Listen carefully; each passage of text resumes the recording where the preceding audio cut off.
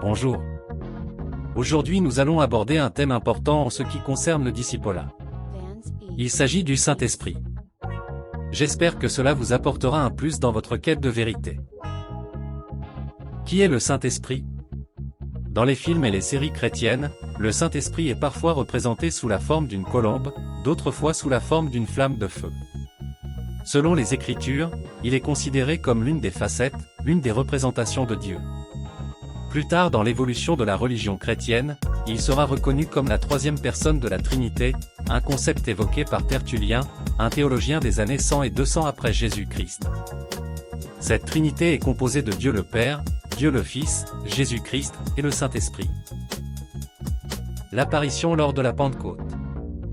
Le Saint-Esprit a fait son apparition lors d'un événement connu sous le nom de Pentecôte. Le mot « Pentecôte » trouve son origine dans le terme grec « Pentecosté », qui signifie « cinquantième ». Cette célébration se déroule 50 jours après Pâques, ou Pessa en hébreu, une autre commémoration marquant à la fois l'exode du peuple juif hors d'Égypte et la résurrection du Christ crucifié. Bien vrai que la Pentecôte marque l'avènement du Saint-Esprit, cependant, il est important de préciser que ce dernier n'est jamais descendu sur terre de manière littérale. Vous trouvez cela surprenant? En réalité, le Saint-Esprit a toujours été présent, latent au sein de chaque être humain.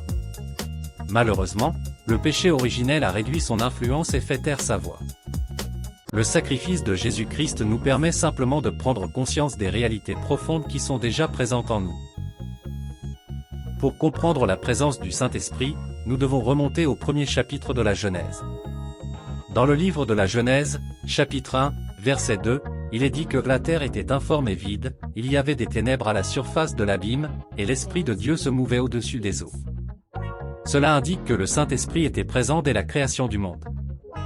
De plus, le Saint-Esprit est évoqué dans d'autres récits antérieurs à l'événement de la Pentecôte, tels que ceux de Moïse, de Samson, de David, et bien d'autres encore.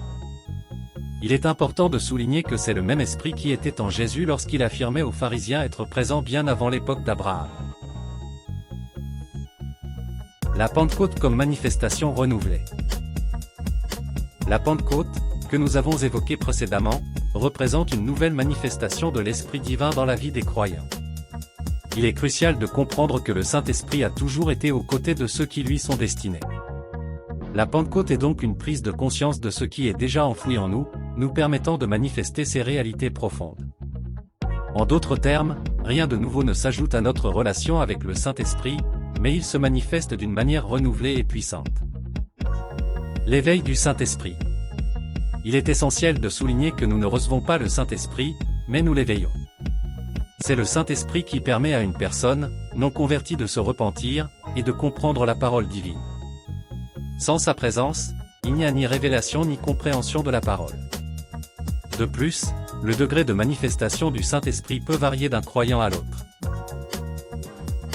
L'importance du Saint-Esprit. Le Saint-Esprit ne joue pas un rôle insignifiant. Il ne s'agit pas d'une présence temporaire qui entre et sort de nous. Le Saint-Esprit est omniscient, rien ne peut le surprendre. Par conséquent, le Saint-Esprit ne peut être perdu et il est même une garantie de la vie éternelle. Cela signifie que si quelqu'un prétend être converti et se perd finalement, cela signifie en réalité qu'il n'a jamais eu le Saint-Esprit. C'est aussi simple que cela. J'espère que cette exploration du Saint-Esprit vous a apporté une meilleure compréhension de son rôle dans notre quête de vérité et de spiritualité. N'hésitez pas à continuer à approfondir vos connaissances sur ce sujet fascinant. Merci de votre attention, et à bientôt.